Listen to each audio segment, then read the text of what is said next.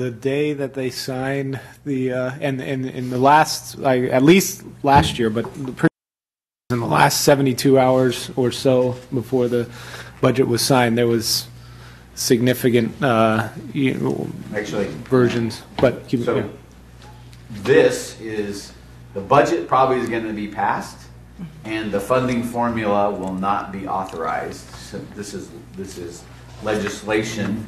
Right, the budget just has the money. This is actually legislation that could go all the way through the end of the legislative session, and then if whatever passed, this is just the proposal, right, not the final language, would be probably in September when they'll probably the governor will sign it and work it all out until September 30th. So the details of this is all what the governor proposed, not the final deal. And we won't know that until. Now, the good news is there is going to be money in the budget for all other school districts but us. So that will be a good thing for the rest of the state. All right. So that was the state update. Now we'll get to some board meeting updates. So we are on track for in this March board meeting for the second interim, and we've been the whole fiscal team, including Charlene, who's here, have all been working on movements related to second interim that is not ready for prime time yet, and I will be in this weekend and trying to get it ready for prime time and ready for the board packet by 2 Fridays from now. So, but this was just kind of an information-only update that we're on track. The other key piece of second interim, which is actually physically doesn't exist yet, is that when the payroll from February hits, we'll be able to see exactly, although we know the dollar amount now, we'll be able to see exactly where it all lands in the budget in terms of how people are paid, account lines, and then we can properly project it out for the first 70% of the year and the last 30% of the year. And those numbers are posting probably, well, definitely in the next 48 hours. So we'll have them and we'll put them in there. So, and that brings us to revision 7, which last time we saw revision 6 at this meeting. So 7 was another light month of movements, just because again we're second interim will be where we make our last round of kind of movements till the end of the year. All right. So your local revenues, those are like parent group and other people funding? Correct. Which is basically all the money we're getting these days. Mm-hmm. Because there are other, everything else is pretty much set. But there will be some alignments to kind of some P1. Well, so sorry, in the attendance periods. So the P1 is in that November 1st zone, October 31st, November 1st, and then P2, and then kind of the annual report. So we submit the attendance numbers for the fall in kind of January 1st plus or minus, and then CDE crunches numbers or whatever, and then pops out some updates to their modification, their allocations. So, and we're talking dollars, or hundreds of dollars, not thousands of dollars. So all of those kind of realignments are also occurring on second interim. So on the yearbook budgets, is this for all schools? Well, not really the primary. No, that was just RLS, which is amazing. And that was it. This one came up actually at the board meeting, because even I thought, like, whoa, what's that? Oh, mistake. And then I looked and not a mistake. So yes, RLS yearbooks. Okay. $12,000. Did they just have to go to a new printer? Is that what happened? No, that 300 yearbooks times $50 each or whatever it is whatever that is. That's 15,000. Okay, gotcha. New revenues. Okay. The revenues for the yearbook come from the kids. Mm-hmm. So when the money comes in, right? Then okay. Yeah. All right. Okay. All right. So now to the to some of the main topics from today. So district budget update on district updates.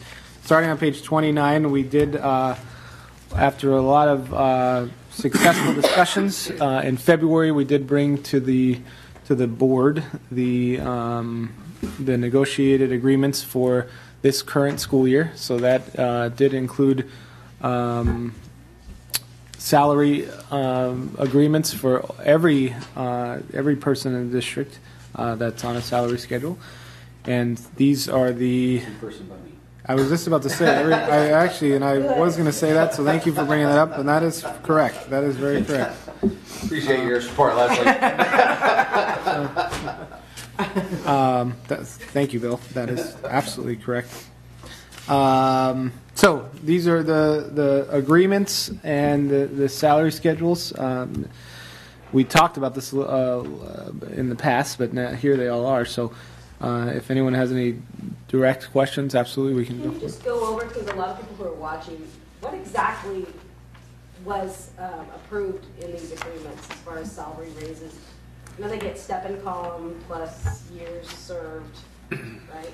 So what does that really work out to be, in like percentage wise, an increase? Well, so I think the most important thing related to all the agreements that we have within the district, this is what we did do was we sort of bifurcated the collective bargaining process, and we did a whole bunch of collective bargaining through the summer and in the early fall with both groups, and then did a second round of negotiations within this. And nothing should be viewed as just one or the other. It was really a combination of a lot of different negotiations, a lot of give and take, a lot of real positive interaction and movement on both sides of the negotiations tables. So the one thing we do is we forget everything that the board approved way back in August and September for the groups where there was a lot of give and take, a lot of changes, and then this one piece.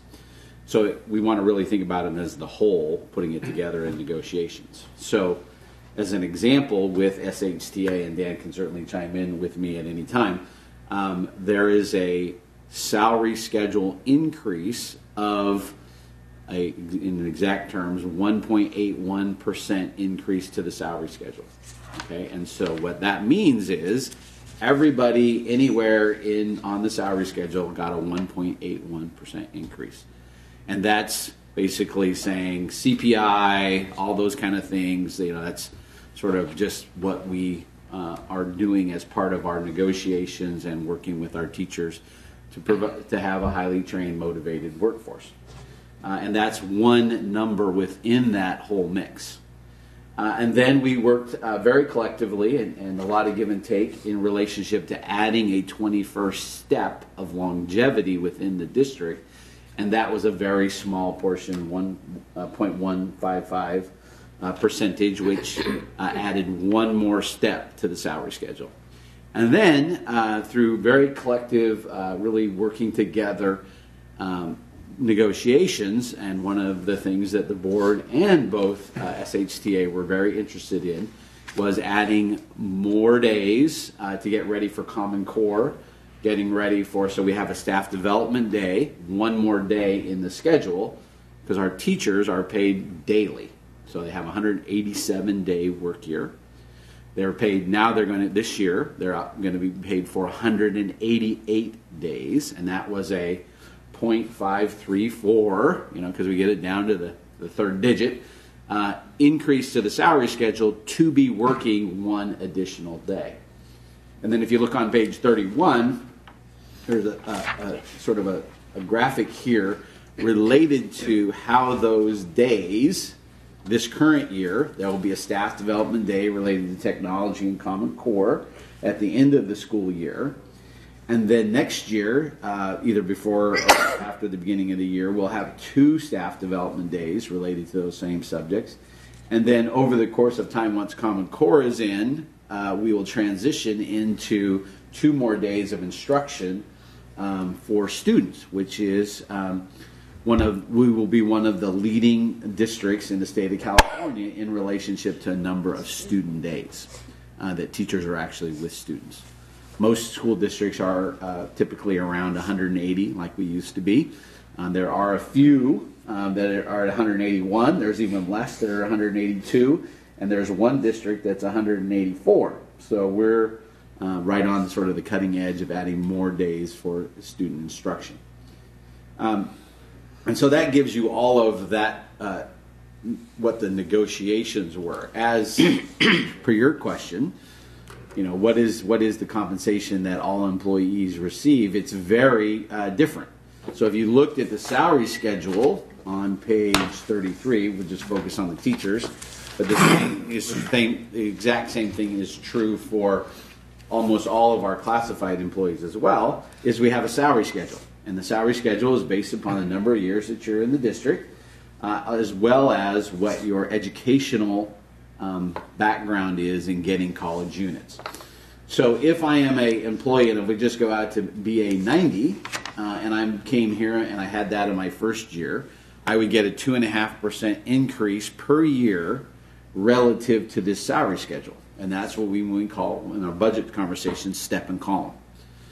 If I got additional units and I came in at a BA and 30 in 1 year and started at 60,733 and moved over and down one, I would get more than a 2.5% increase. And basically what we're doing is we're compensating teachers for the units that they're getting, because we believe that a better educated workforce is a better educated teacher in providing a higher level of instruction for the student based upon their educational background that they're expanding and being lifelong learners moving forward.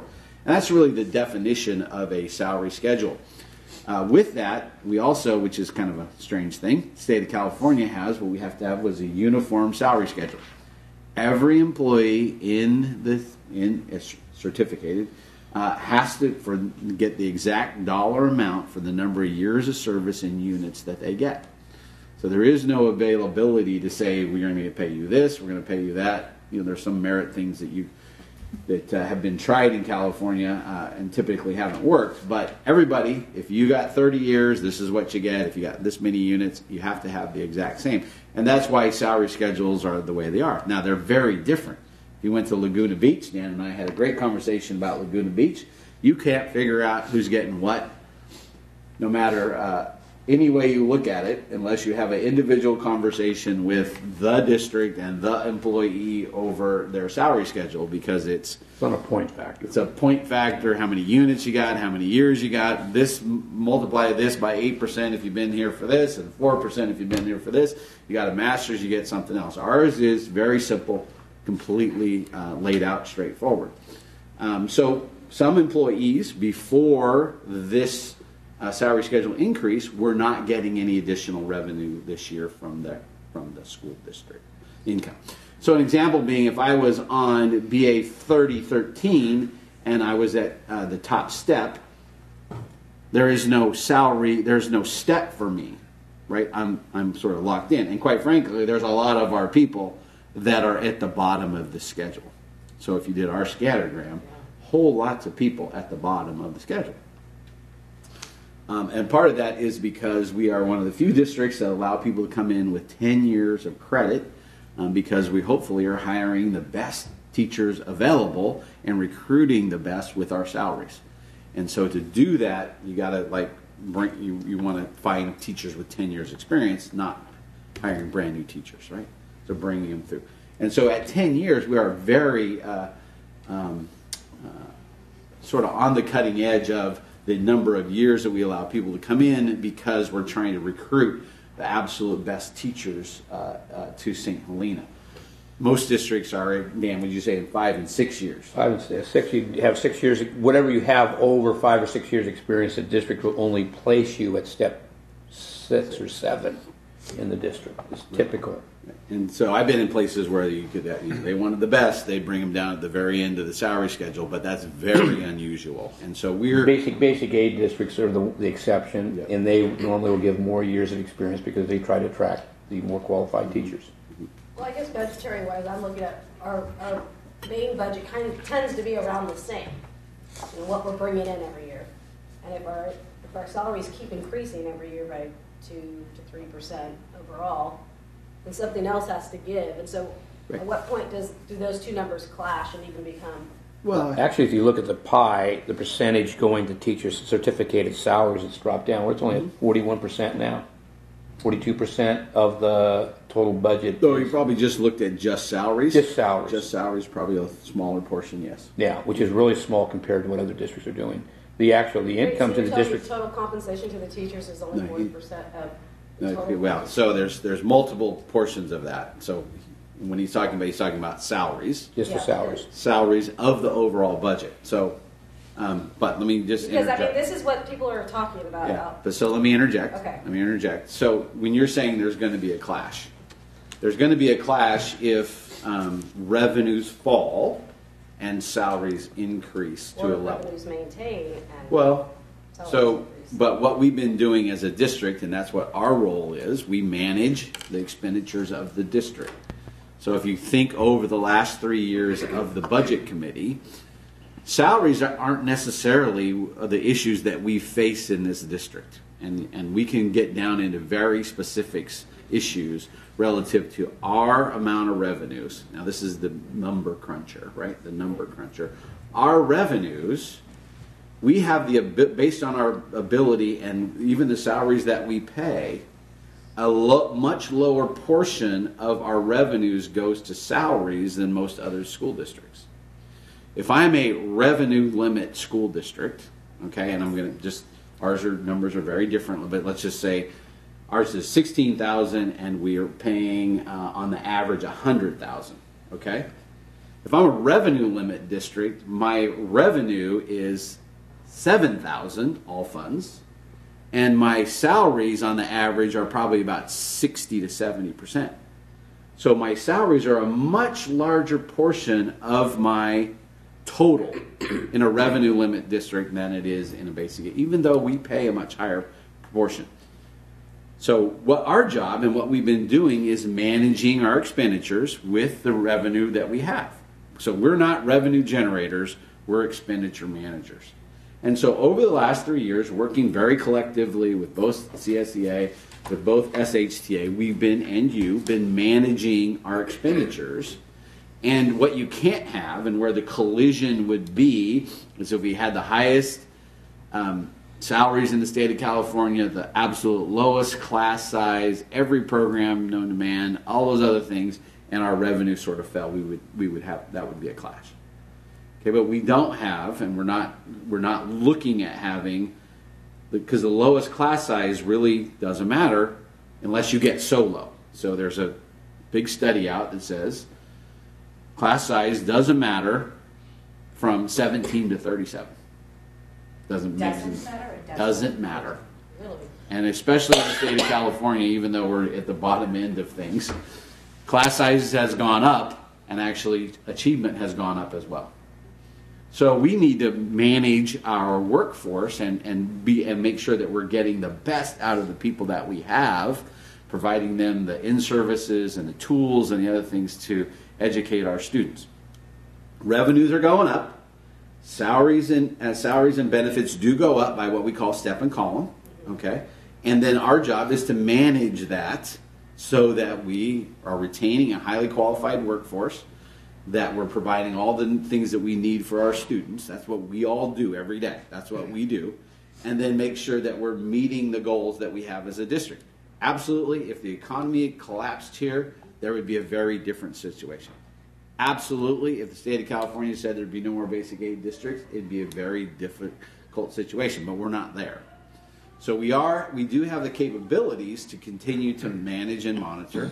The board in the last 3 years, remember it was only 3 years ago that there was a recall, we have a new board, is very, very conservative in relationship to that.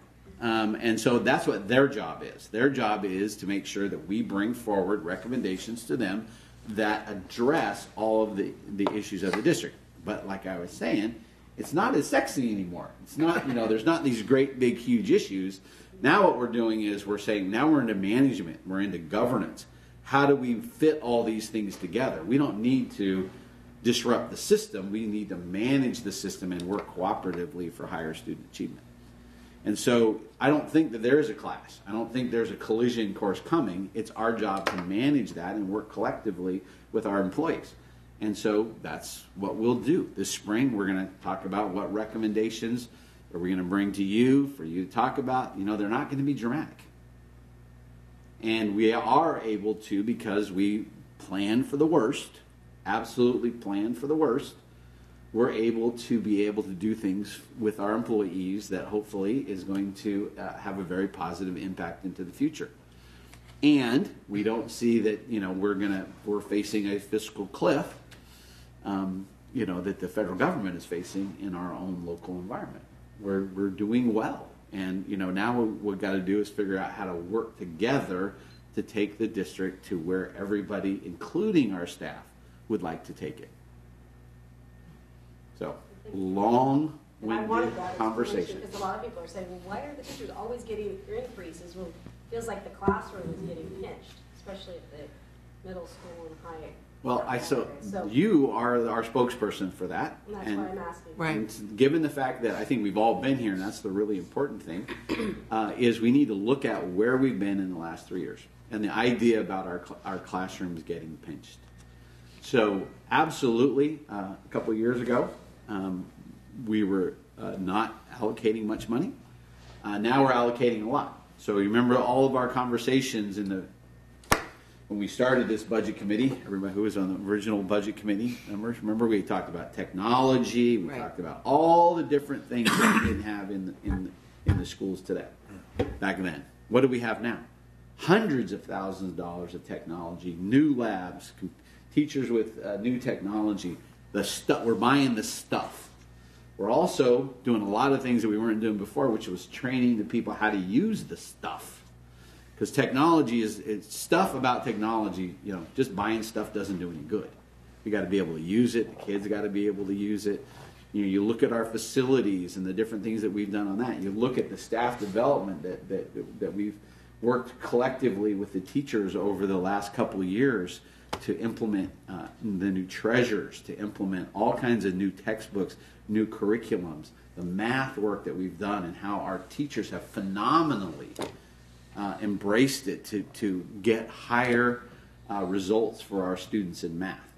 So all of that goes hand in hand. I mean, it's not like one isolated item. It's all that stuff together and working as a team. The idea that we have a strategic plan, that we have all the other things that we part of our negotiations that everybody forgets is we have one of probably the cutting edge peer observation where teachers are being observed by other teachers, and quite frankly, teachers believe getting observed by other teachers is more meaningful than getting observed by the administration.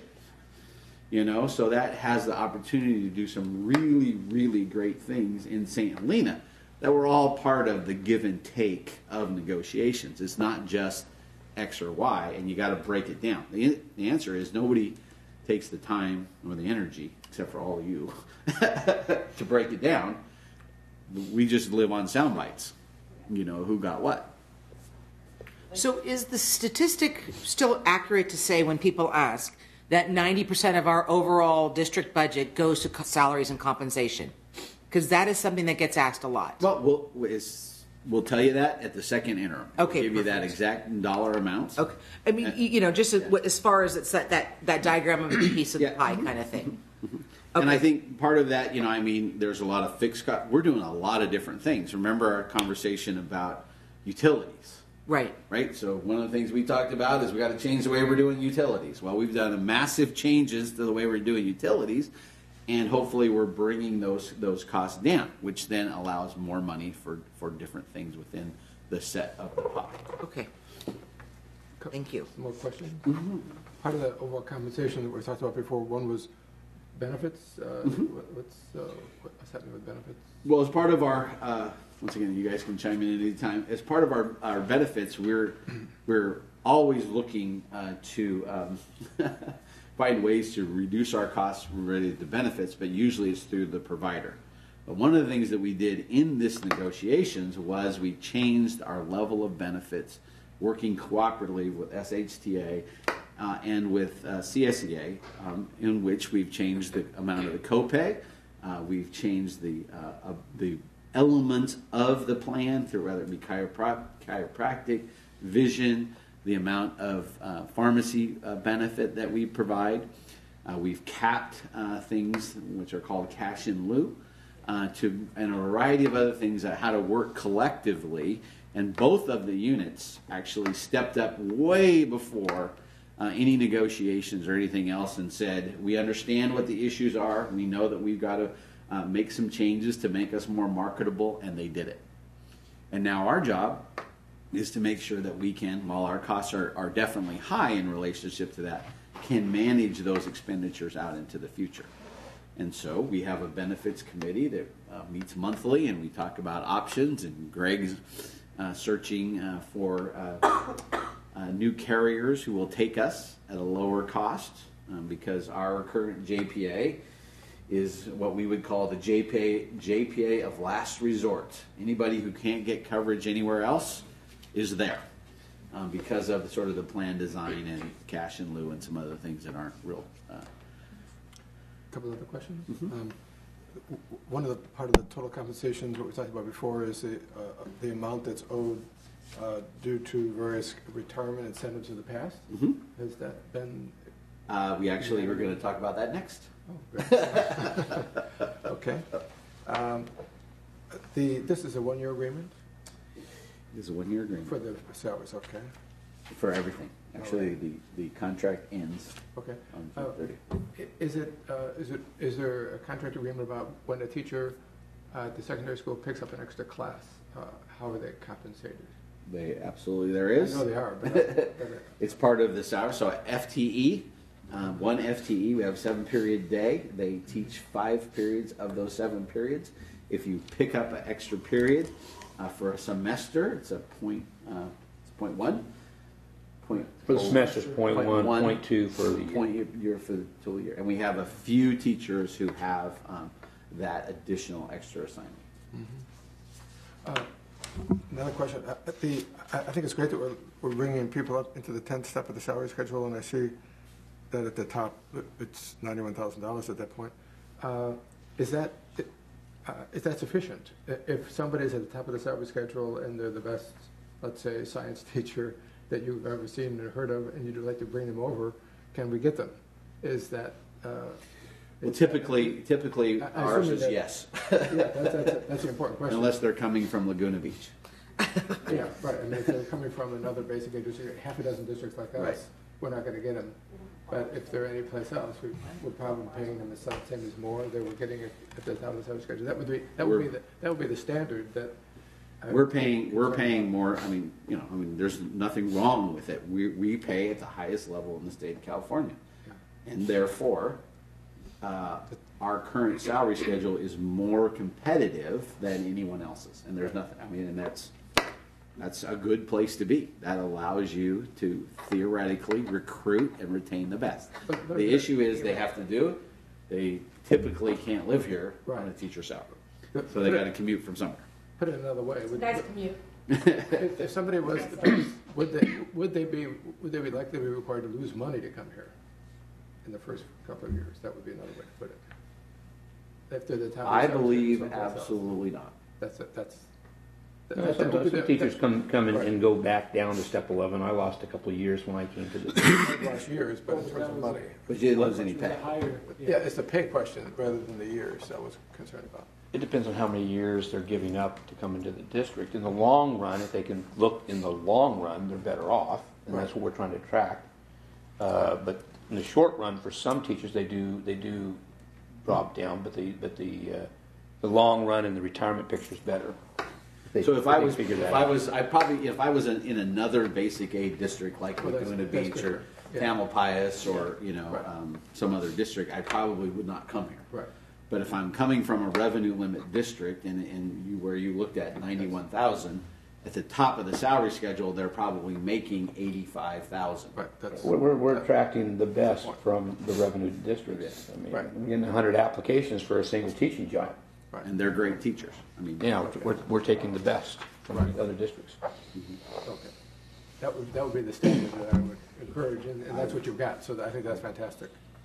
Another question is going up nationally that doesn't seem like it would be necessary to talk about here, but tying evaluation to test scores. Has that ever been discussed here? it's a kind of a national discussion. Yes, right now. we've had that discussion. We actually made a proposal related to that. That's fairly, actually had someone come in and talk to us about it, and it's fairly, it's not only cutting edge, it's bleeding edge. But intriguing. I know, that's why some people want to run from the discussion. Yes, we had the discussion. I bled a lot. And you said this is good through June 30th, 2013. Yes. Okay. Okay. So that's why you're telling us. Okay. I'm more than willing to bleed more, but Right. I need some more people to bleed with me. A couple more months and we're back to that. Oh, the other question I don't think was the early retirement package is part of the conversation, and has anything changed in that? Yes, it did. So as part of our negotiations, and it is on page 32, that the early retirement, it's number D, the early retirement incentive program is applicable to employees represented by SHTA with 10 years of longevity in the district. And so we'll talk about that in a minute on the cost benefit analysis, but in our negotiations and our conversations were that it is a good thing for the employees. It helps compensate employees when it's time for them to leave the district. But because we bring people in, could be at the end of their career, we like them to work here for a significant period before they're entitled to the early whatever incentive program. Thank you very much. And so we did make a slight change to that. Speaking of that, aren't we coming up to the time where the teachers need to say whether or not they're going to retire for next year? Actually, it's the next thing. You guys are moving on. You got like plans. Perfect segue. Perfect Are there any other segue. questions There we go. related to salaries, benefits? All right, so definitely perfect segue. Starting Actually, I on want to do one more thing. one So more. on page 49, page 49 is really important. Page 49. So what has to happen within the state of California? It's called with AB 1200 and another one, 25, 87, 78. So with that is we have to certify that we can afford this salary schedule increase. Okay, and the superintendent used to be, and the CBO had to sign off and certify that we can make this happen. And if it's more than the money we have, here are the reductions that we're going to have to make it work. And so I actually was in Sacramento when they were putting this up and testified in the state that the union president needed to sign as well, and they should be subject to losing their job, like I was and the legislature said no. Not happening. Good try. I made an impassioned plea to the legislature that they were requiring this on. Got real quiet. Well, no, they said no. In no uncertain terms. So as part of that, can we afford it? That certification is there, and quite frankly, if we couldn't afford it. If we couldn't afford it, and an issue came up with the state or the county, and we signed off on it, that's why when you get taken over, the superintendent's the first one to go away. And so that certification. So that's another important factor that we're not doing things that Your we job's can't on do. the line. Doesn't Josh certify that as well? Huh? Doesn't County Josh does not certify this. Interestingly enough, they certify. You're thinking of the early retirement. Oh, yeah. So, and I think you were superintendent when that went in way back when, as part of it. Okay. So early All right, retirement so incentive. on to early retirement. So starting on page 50, and give me 1 second because I'll flip the view on our PDF here. Here is Leslie, as you mentioned, there was a window open, and the window is Mr. Boyd, you can speak. Is it March 1st? March 1st. March 1st. Okay. So we're still, I guess, 48 hours from we may receive another letter, but right now we have 3 early retirement letters in hand, and here are the calculations related to those teachers. And so this is on page 51 in our binders, our packets. So the piece that was talked about a little bit with the agreement and the change. So the service credit now to be eligible for this retirement program, there you'd have to have, or a certificated employee would have to have 10 years of service credit. So the years of service credit associated with the 3 teachers that we have so far all exceed the 10 years, and so going forward, this will be part of the analysis. And then just to walk us through this, so the kind of on that, the black line, and then the service credit, and then the next line is the salary that the teachers are currently making. So these numbers are actually all true? Correct. Okay. And then the statutory and health and welfare benefits associated with those salaries. And then, as we just discussed as well, in terms of, for illustration's sake, if we were to bring someone in to replace that teacher on that V-10 means the 5th, the V column, column 5, the 10th step, and there's the replacement salaries. And so then the calculation progresses downward. One takeaway from this, just so we're all on the same page by the time we get to the bottom. So each retiree does have to kind of pencil out that their costs would be that it would be a cost savings. So kind of the 1 year salary benefit savings, that line, they all are there's a savings associated with all of them. That's that middle, the dead center of the page. And then kind of the costs associated with that teacher being retired, the main factor is certainly the cost of the retirement incentive, which is that line, present value cost of employer certification member eligibility form. That's how much it costs us for them to buy the retirement package. For us to buy, thank you. And then there's a nominal administrative cost to CalSTRS.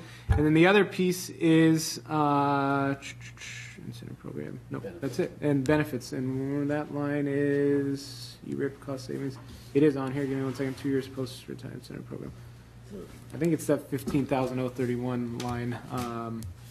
The bottom line is that the middle column, and again, these are just for illustrative purposes, so we'll get it once we know the replacement or once we know the plan, we're going to have it exact, but keep going. So the replacement is based upon a assumption. Correct. Right? So we will, as the first thing that Greg has to do is certify with the board that the overall package is cost effective, which you don't take any individual, you take all of them together. And so you can see that there's one where it's significant, there's one where it's negative, and there's one where it's a little bit. And that's all based upon sort of the years in which their age and some other things that you actually can't see in relationship to that. But the overall cost is $45,000 savings to the district. And then so from that, the board will then say, we think they'll certify that it's cost effective. Then we have to send it to the county office. County office will review the numbers. They will then send it to CalSTRS, and CalSTRS will review the numbers. Then they'll all send it back, and then we will tell these employees that it's been approved. If we had 2 teacher 2s, this would not have been cost effective. And so we would not be able to certify it because we would have had -24, -24, and a 13. That would have been a negative number.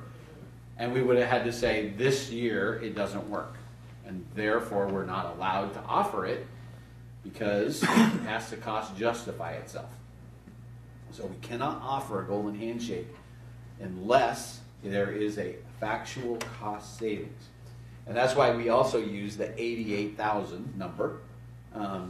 Once again, we don't know how it's going to come in, but that's a historical number where the people have typically come in at. Yeah, this is under the assumption that all 3 are going to be replaced, right. And that has not been the pattern of the district. Because 3 years ago, we had 104 FTEs in the district. We're now 94. We've dropped about 10 teachers in 3 years in the district. And I don't know if all these are going to be replaced. And it's also an assumption that if you did replace all three, they're coming as high as they can come in on the pay scale, which is not likely to happen. You'd have 3 replacements, and all 3 would be at the top end of their pay. So these are very conservative numbers. And it still cost justifiable. Yeah. So, And this $45,000, that's over a 5-year period? Am I reading that right? Or is that annually? Which, The bottom right hand, the total. that's net over savings. course, over 5 years, correct. so over 5 years, that's the Okay. savings. Over 5. So it's really 8,000. So there's a there's a cash cost to us, but it was over a 5-year period. Okay. So it's $8,000 a 9,000. year, that is pretty much just the savings then, if it's 45,000. Well, the way that over it's, so years, it's there, so typically, or 9.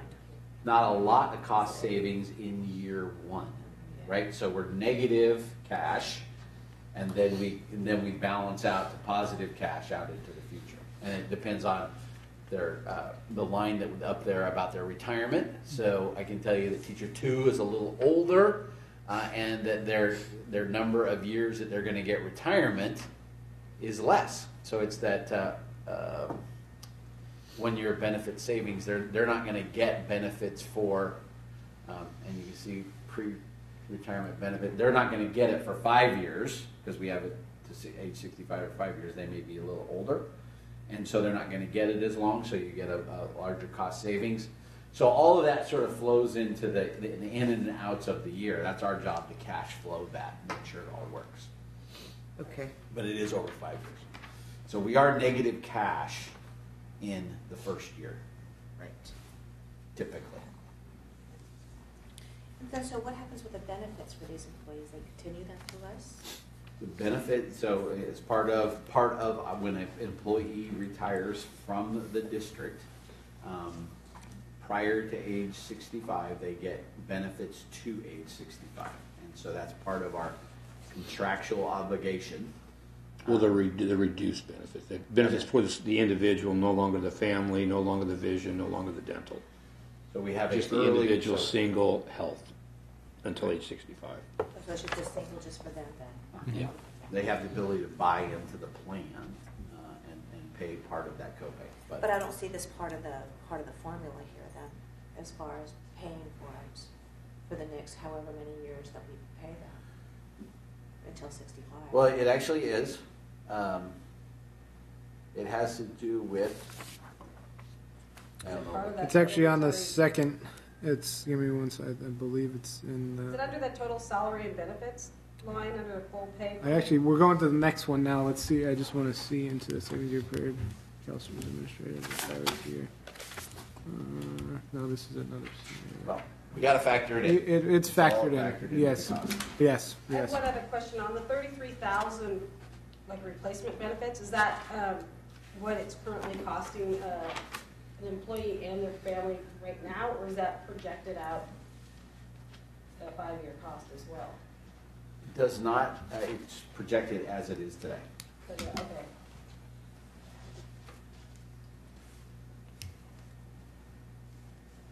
Because theoretically, we would pay the same level of benefit for the employee if they hadn't retired. Okay. And it is worth noting, so the projected benefit is higher than any of the, and significantly higher for that matter, than any of the actual retirees' benefits. So we, again, took a conservative approach to putting the highest number possible. Does it really cost $33,000? I mean, $33,000 a year for? Well, remember, it includes statutory benefits, so a family plan is right in the zone of about 22,000 plus or minus. So the 11,000, it's about a sixth of the $88,000 It's salary. all of the costs. Yeah, it's all of it. Retirement, Okay. Stirs costs. It says replacement benefits Kaiser family, so I'm thinking it's just health, but it's. Right, but it's It's more than everything, health. all statutory benefits. Okay, thank you. I'm like, damn, that's a lot. It's not clear exactly what what they're getting in salary and for how long when they retire early? No one is getting any, when you retire, you retire. So, but your retirement, so you get no salary from us. And there's an actual, there's a new law that if you take a golden handshake, you cannot work in any CalSTRS related work for a year, and you cannot work in the district you retired from for 5 years. Okay, and it's so with that, there is no more pay stops. They don't get any money from us. However, as we were just talking about, they get benefits for the employee only, medical benefits for the employee only till age 65, and the ability to buy into our current plan for their spouse or family if they have that. The golden handshake is a payment, and if you look at that, it's $60,636 for teacher 1. Oh, that's what it is. Okay, that amount goes and is paid to CalSTRS, and teachers and classified employees have a defined benefit. What that does is add 2 more years of service credit to their defined benefit package, which increases their retirement. And it's variable depending upon their years of service, their age, all that kind of stuff. But that's the actuarial cost that we pay that then goes into that person's retirement. And that's to the dollar if they live to like 84 years old. Mm-hmm. And if they live longer than that, then the state system pays out more. If they live less than that, the state system gets $10,000 and distributes it to all the rest of the employees through what's called the defined benefit program. So it's basically just all we're offering right now is the golden handshake. That's The it. CalSTRS golden Okay. handshake. Yep. And typically, in the past, there have been times in which the legislature has allowed it, and times that they haven't. Was that now open-ended? That can be offered anytime? It is, in fact, open-ended. Okay. There is no sunset date on it. Yeah. Okay. I'm sorry, what was that question? This particular type of benefit program needed approval by the legislature on a year-to-year basis in order to be offered. Some years they'd allow it, some years they wouldn't. And now it's open-ended. It could be offered any year. Is that what you're saying? So yeah, so we as a district can't offer a CalSTRS benefit unless it's authorized by the state of California, and it is in education code to be able to do this, and that's why the criteria of it's got to go here, got to go here, got to go here to make sure that it's cost justifiable. But the state legislature in the past had said no, it had a sunset date, and they didn't extend it, so there will be no more golden handshakes at the state level. And they also, at the same time, gave one that was not affordable that nobody could offer it because they couldn't cost justify it, which was 2 years of service credit and 2 years of age credit. So all of this stuff doesn't come from us. It comes from Sacramento. So I tell people, if you want to yell at anybody, don't yell at the board. Go yell at the people in Sacramento who have taken large donations from a group in Burlingame. I just want to say I think this is a good program, the way it is structured right now. Do you remember they said no when the union president had to sign off on Yes. the financial stability of a district? Yes. Burlingame. The Burlingame. There's a headquarters there. Yeah. There is a headquarters there. You're right. So, moving on to our next topic, which again has been a big topic of this group for really over a year. Starting in last fall, so transportation, sorry, let me get back to the first page. We're not on bond sales? No, transportation. Transportation. First. Information only. Okay. So, just to get us up to speed where we are in transportation, so we're coming up on the end of our agreement with First Student, who is currently our bus provider, our private bus provider. So, as part of the end of that agreement, we are working towards who will be providing transportation for the district next year. So that process will include, we're kind of approaching it from two paths. The first, which we've been working on kind of in partnership with Napa Valley Unified, historically before First Student, that Napa Valley Unified did provide transportation for St. Helena Unified, and there was a fee for that, and we had transportation. So we're exploring that model, and we are also going out for a request for proposal, an RFP, for private sector transportation. So the goal of the process is to have everything kind of to the board and how we're going to proceed with transportation next year by the May board meeting. So we are working right now with the transportation expert that helped us with the RFP process 2 years ago, and so he's going to help us again with an RFP. And then we're also working very closely with Calistoga and Napa Valley Unified to determine how they may be able to provide transportation. Is it looking like First Student isn't going to be in the running? Oh no, it's gonna. Everyone's in the running, and then we're gonna. It's definitely a competitive process, and all the numbers will be out in the open in front of everybody to see, and then we'll go from there. And it may be. The numbers are one piece, but we want to make sure we're getting the service side of it as well. So we know that Napa Valley Unified is right next door in house, in the county, and so First Students are a great provider as well, and we're hoping to get Michael's Transportation out of Vallejo to give an offer, and there are some other transportation companies in the Bay Area that would be within striking distance of coming up here to provide for us. So we'll see how it lands. Also, I think one of the things that we've also been talking about as well is not having school buses is problematic, because we're paying a lot of money for school buses on a annual basis, Right. Versus if we could amortize that school bus over 15 years, that it may be in our best interest to have school buses, not to purchase our So own an school buses. example being, if we're paying $30,000 a year for a school bus, and school buses cost $150,000, it would be much better off for us to buy that school bus over two buses over a 10-year period, and then eliminate that $30,000 charge in year 11, 12, 13, 14. And those would be. When do the buses start breaking down and costing you more money? Buses don't break down. They're on the road for years and years and years. The average life of a school bus, typically in California, is over 30 years. Do you have to hire then specific employees then just to? Well, that's just having the bus. Okay. I mean, right now we rent buses from Calistoga and hire Napa Valley Unified.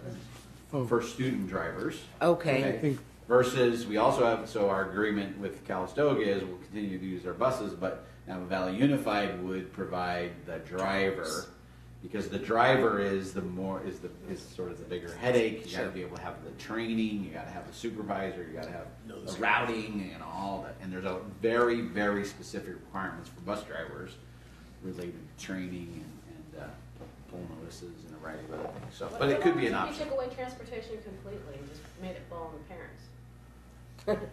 Come to a Well, board we meeting. have and people like we had from. I saw this. I don't think we do well with that. we had a hard time moving the stop for. Yeah, exactly. We'd have metal detectors at that door. We wouldn't have a board. So we were on the bleeding edge. We were talking about teacher pay and stuff. We'd be on the We cut a bus. we'd be on that the was shooting edge. trauma. It was. Oh, yeah. Yes. It was. That was. We're not really entertaining that Okay. option right now. It's like I always put it out there. and Lisa, one more We can piece. revisit and let's see my terms up in 2 years. No, it's been 4 years. Lisa, one more piece that you may have been thinking about. So then the maintenance of the bus would then be, we wouldn't be hiring for 2 buses or 3 buses. We wouldn't be hiring a mechanic, and we would continue the process we currently use, which is Napa Valley Unified. We, as part of our fee, they maintain the buses because they have a staff of mechanics and they have They a currently workshop. maintain the buses. Yeah. Okay. They currently maintain the Calistoga buses. Okay. We pay So for They them. would maintain our buses if we purchased our own bus. Correct. Well, we would have to enter into an agreement with them to do that. And just like we do with the Calistoga buses, those buses, when not being used for home to school transportation, can be used for field trips as well. If there was a driver for them, yes. Yeah. So we're But looking it's at that. much cheaper when we use the Calistoga buses for field trips during the day than to have to go to First Student and use one of They their don't buses. have to or drive buses. over the hill. Yeah, Right. it is a lot Without cheaper. driving Yes. over the hill. Yeah. According to Greg, it's still too expensive, but. Correct. In the long run, it's Castle. cheaper. Oh, the castle, not, it said Satui on the, we had anyway. So, it would have been hard to walk to the castle though. Satui, maybe. Greg's not cheap, he's frugal. Correct. Oh, thank you, Mr. McGuire. I appreciate that. There is a distinction, which I try to remind myself all the time. Too. Thank you. All right, so moving on. I just have a quick question. How long is a contract typically then with bus services and things? If we go the way that we're doing right now, is it like a 2-year contract? Year? Isn't it 3? Well, typically, you're going to lock into 5 years, but we have not, in the previous contracts before I got here, were 5 years and carry forward, but we were not able to get the pricing that we wanted to get, so we went to a shorter term contract. So we actually ever get the pricing and service levels, it would probably be a 5-year agreement, which is the maximum term that the board can enter into a contract. Right. And as part of the current RFP process, we're actually we're analyzing what would put us in the best scenario right now. Because as soon as we go into the, as Mr. McGuire said as well, when they're estimating for kind of the 3rd, 4th, 5th year out, or whatever kind of their projections are for the unknown years, 1 or 2 or 3 years, they probably have a pretty good estimate about fuel costs and maintenance costs and bus thing. But when they start kind of projecting into the 4th and 5th year and what they may have to buy new buses, if there's safety changes, they may have, fuel could go, and so that drives up our cost in the first year. And again, we're looking at all numbers. The RFP will probably have give us a quote for a 3-year contract, give us a quote for a 5-year contract, and we can balance and see if it's worth our while to enter into the long-term agreement. So. Thank you. All right, Kim, we'll move on to bond sales, which is our last piece on today's agenda, and we're right on time. So, page 54, here goes. Now, the first piece of this is, if people were watching, let me turn it. If people were watching the board meeting, February's board meeting, this was our financial advisor, Caldwell Flores Winters, Lalo Trujillo was at the meeting with Bill and the board, and they went through this presentation.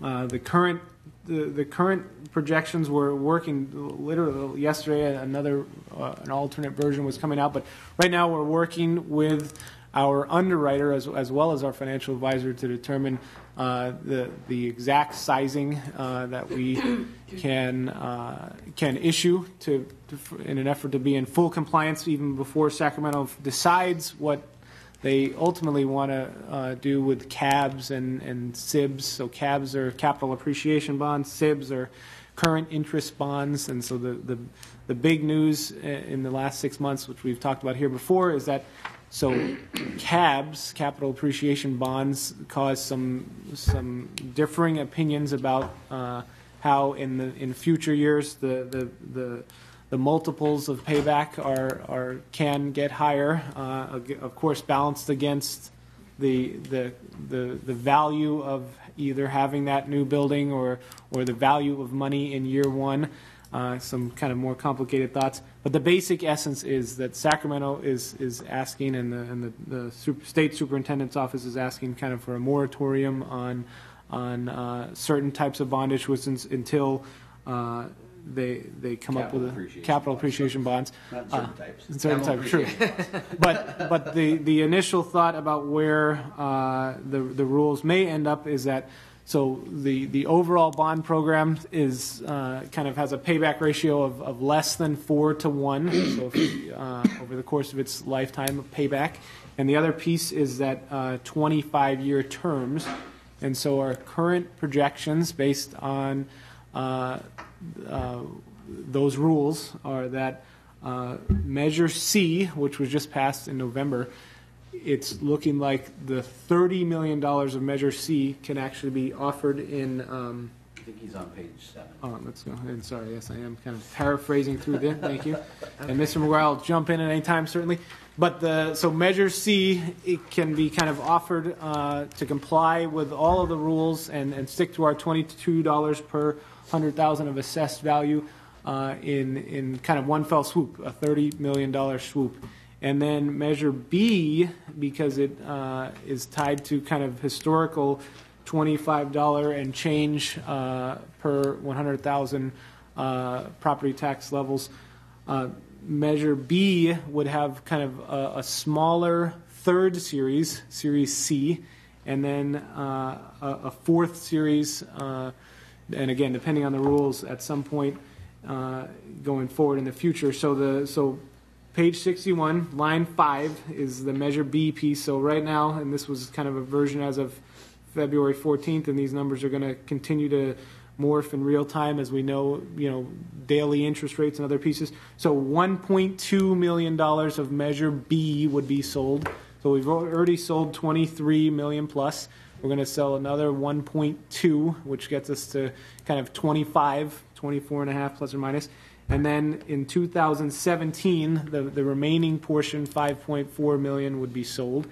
And then go down to kind of line 3 in that 2013 column, and then $30 million of Measure C Series A. So there would just be one series would be sold. So in this round of sales, we would be getting that 1.2 plus 30 million. And just to remind us about where kind of our first sets of kind of real-time projects would be the theater, certainly, and then the technology endowment. So right off the bat, that's kind of 23 million in cash almost immediately.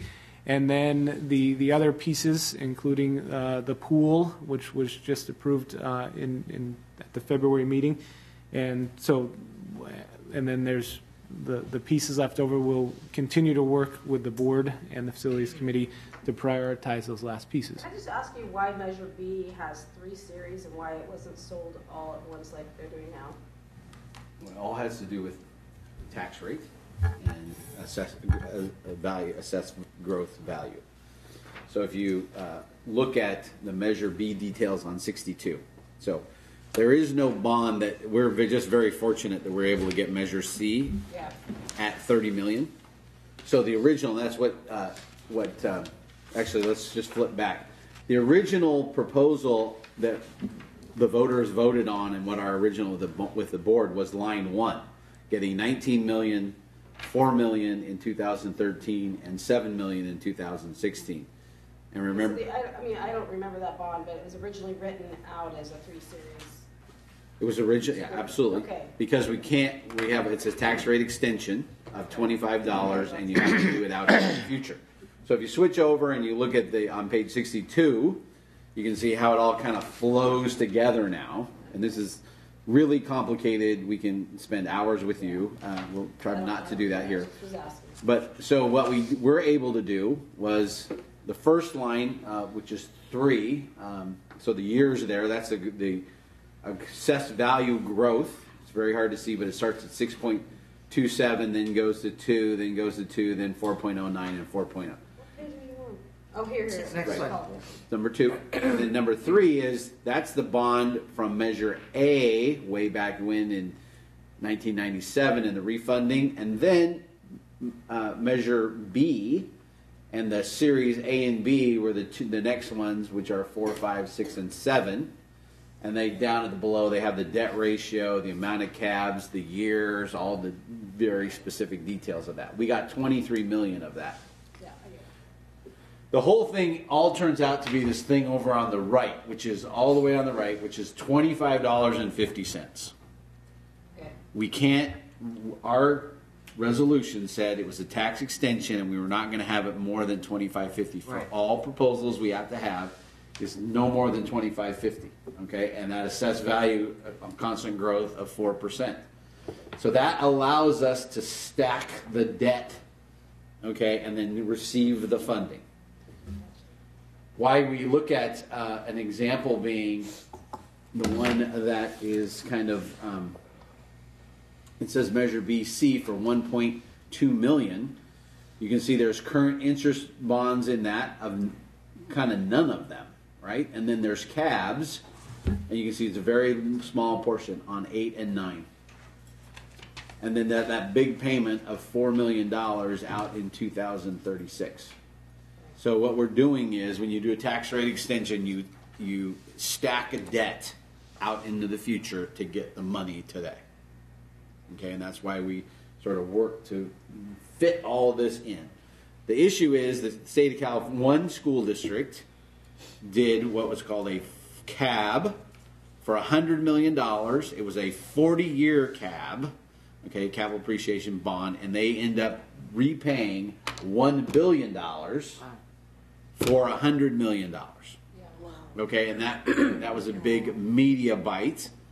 And therefore, we have this legislation in Sacramento. I was like doing the speaking tour this week and criticizing the state of California about how such an overreaction the new legislation is to one school district doing one bad thing and not accounting for all the other school districts like ours, which is very conservative, no more than 25-year bonds, and all the other stuff that goes with that. However, tax rate extension means caps. That's just what it means when you do that, because you're stacking debt out into the future. And that's why we couldn't get the money. We also, because we're trying to fit within the legislation, our goal was to get the $7 million this year, finish off all the Measure B projects, and then move on to Measure C. The answer is because of this new legislation, we can't get all of that $7 million because we're trying to meet the requirements of the legislation. We only get 1.2. Therefore, the Facilities Committee tonight is going to be prioritizing projects to make a recommendation to the board. We can't do these projects until 2017. Which ones aren't we going to do? Wow. Okay. Okay. Now, the good news is all this turns out, the board accepts the recommendation, we will get $30 million of Measure C money, which means we're not going to be on the original proposal. If you look back when we told everybody in the bond that you just voted on, we said it was going to be 24 in 2013 and $6 million in 2015. Going to be 30 million. The board will have to decide that they're willing to not go against the moratorium that's been placed on us, voluntary moratorium from Sacramento, and sell capital appreciation bonds to be able to get those dollars. If they do that, then we have to move up all of our plans and get all the work done within 3 years, which is a good thing for the community, tough thing for us. Our conversation is how the hell are we going to do this?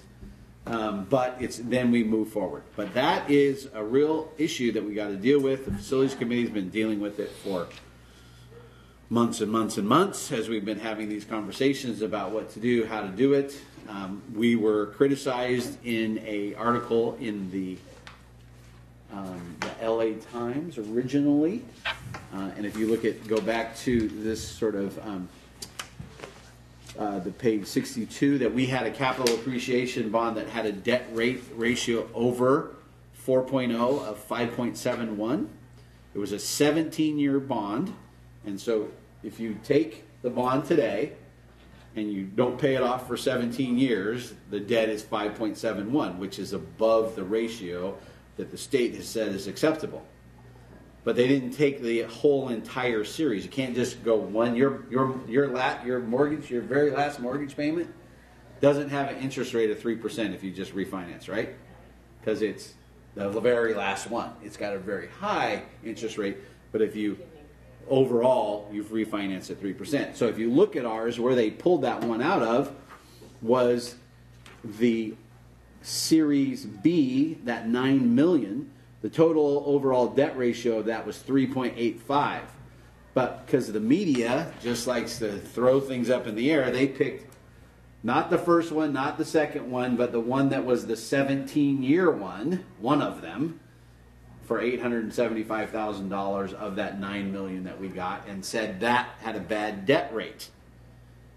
Didn't say anything about that it was only a 17-year cab, which is a very, very responsible in cab world, right?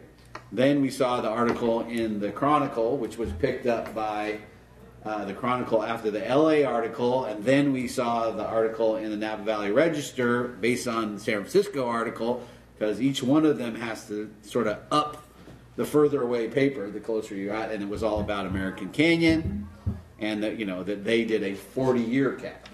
Okay, well, we're not doing 40-year caps. Right. Our resolution is 25 years. All of that is Measure B, and then the good news, if you look at page 64, that is the Measure C, which is a tax rate and increase, and because it's a tax rate increase, it is almost all current interest bonds. There's a real nuance here related to that, and that is because of our technology endowment. And the technology endowment, remember that $10 million that we're going to infuse, we're going to put it out for 10 years and get the money off.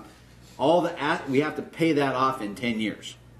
So while we're on the bleeding edge of technology endowment, that also had to do with our debt ratio. So we do that $10 million, instead of being paid over 20, and this is 22 years, instead of being paid over 22 years, has to be paid off over 10, which then requires us to have cabs from 10 to 22 to fund the rest of the projects. So all of this is highly complex, which doesn't allow the state to, you know, when they're passing laws in the state of California, they don't do it for highly complex things. They do it for simple items. And so what they're doing is they're taking something out of the tool chest of districts to be able to make these things work for their constituents. Because what you agreed to is you agreed to $22 for the next 25 years. That's what we're going to deliver, and we got to have the tools to make it work within the structure that we've sort of put together. Sacramento doesn't have any knowledge of what an endowment is. They don't have bond councils telling them you got to pay it off in 10 years and all the other things. So, you know, for us to move forward, the board has to make some decisions to be able to do this, and we want to make sure we're communicating in a transparent fashion to as many people as possible what the recommendation to the board is, which is to move forward with these bond sales to get the cash to keep the projects moving forward in today's environment. Long, complicated mess. We are going to San Francisco on Friday to do rating agencies proposals, so that as part of the bond, our district has to be rated. We have one of the highest bond ratings in the state of California, but we are shooting for the highest, AAA, which we should be. Bill, off the top of your head, how many remaining bond projects are left under Measure B? I mean, that the facilities committee's going to, I mean, is it a long list? 14. 14, okay. Usually we have the list. You do have the list? Is it in here? Oh, it's not in here. Okay. I was actually thinking that it was. I just was curious what that, I'm sure I have it somewhere in one of my many binders. I actually think in our last meeting, and I know, it was yes, Is that? correct. Okay, I have that in multiple It's binders. on the So. second page. Yeah. Okay. Second page of that one. I might have one of those for you, Leslie. Okay, thank you. You'd have to get on another committee to have your vote count. Okay, I perfect. just want to know, but I don't want to.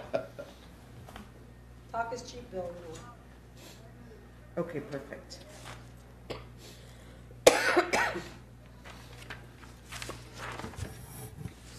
I think on the next item is while you guys are looking at that future agenda items. You know, one of the things that I was talking about in the very beginning is that, you know, it's not as sexy, not as fun. We're not like bringing recommendations here to, as we did, that were actually, if you kind of remember, were very painful recommendations about laying people off, making very significant changes in personnel.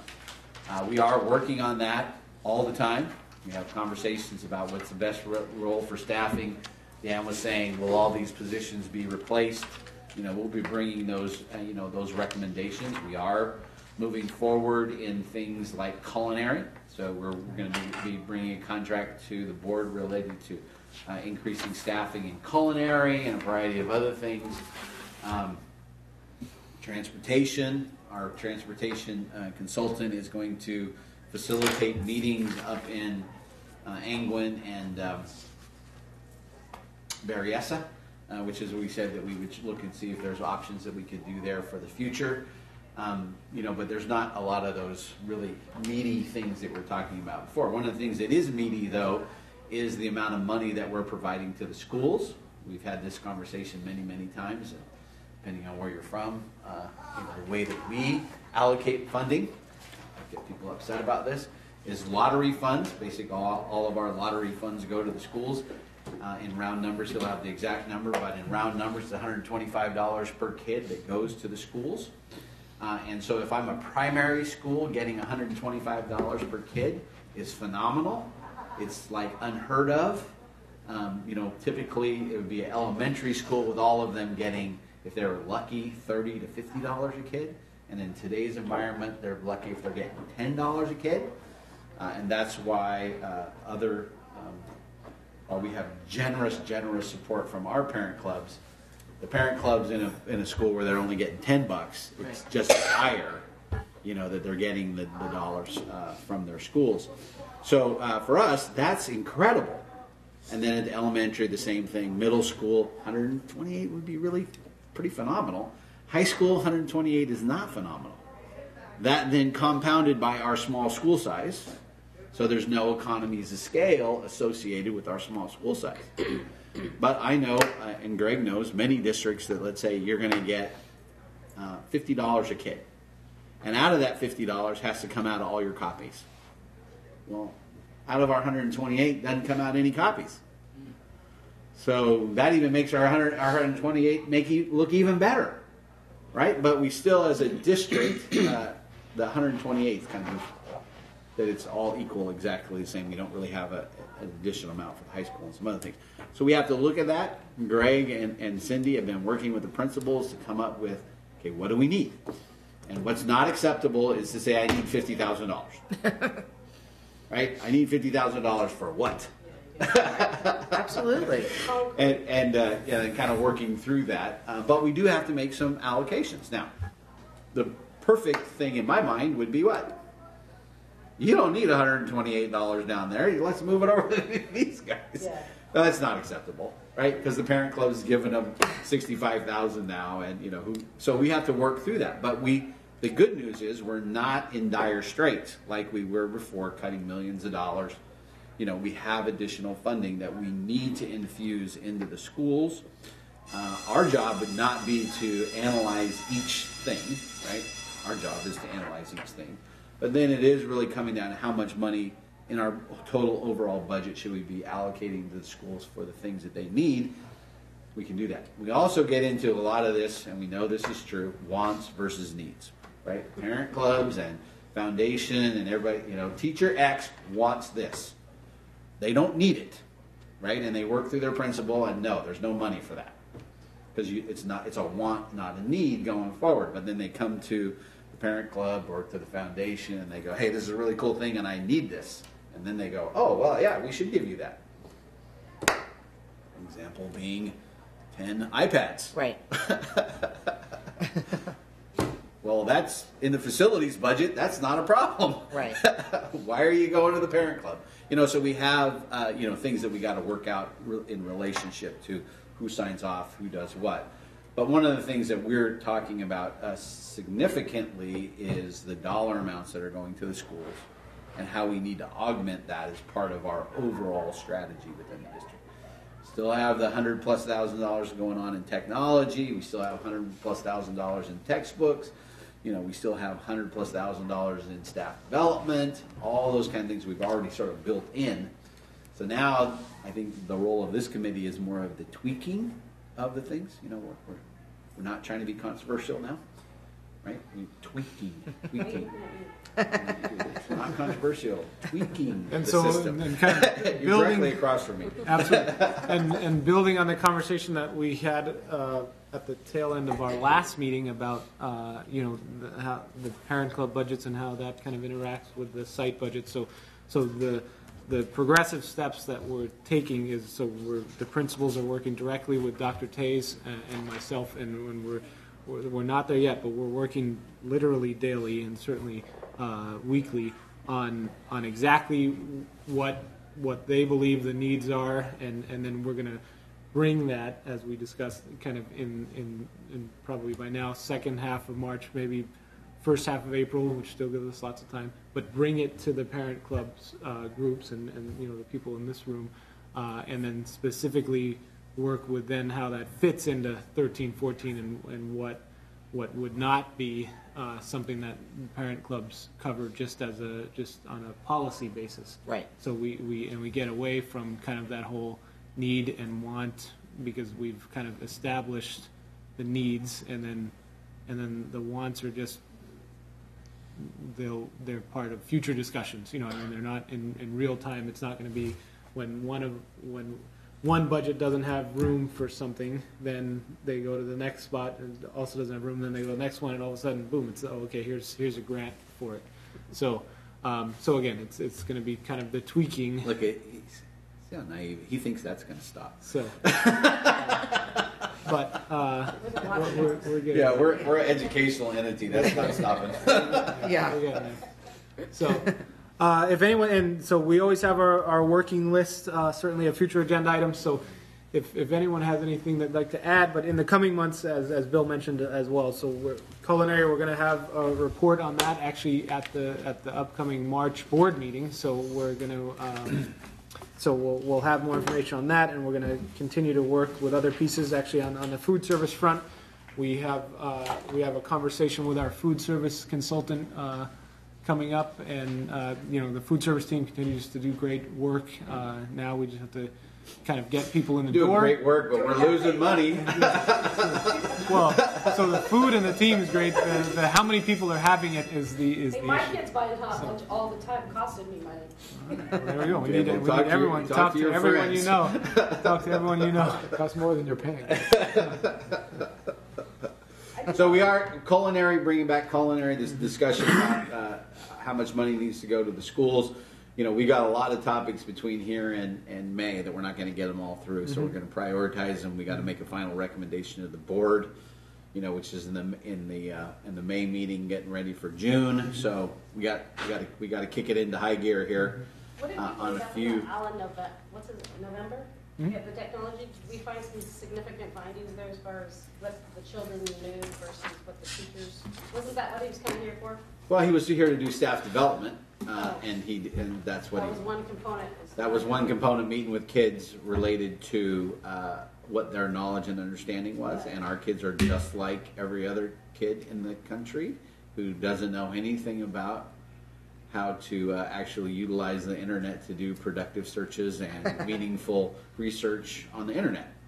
And one high school kid came up after it was all done, because his very first 45 minutes was just with kids, sort of going through what they were doing, and after they saw how Google actually processes searches and how it tailors itself to your searches and a variety of other things, and it's not just here's the research. If you got research, you got to do these 14 things to get to the right site to get research, not Martin Luther King site posted by a white supremacist group that pops up as the first thing, that you probably need to work through that. And so once I feel violated now that I've found out what's really going on behind the scenes when I type in X.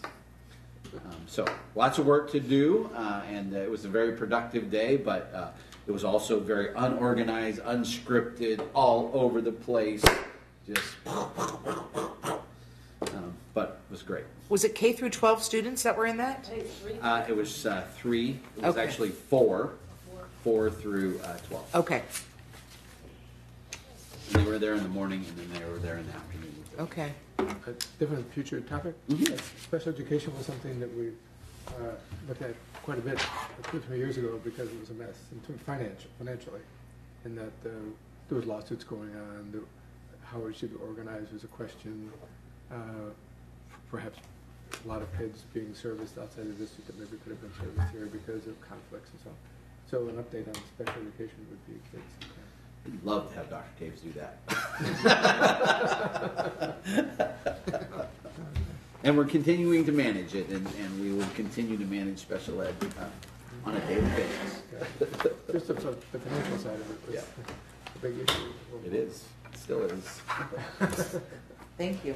All So right. thank you, guys. We have Thank you, our everybody. March meeting, April meeting, and May meeting, and so we'll adjourn for now, and we'll see you in March. Okay. Great, thank you. Thank you.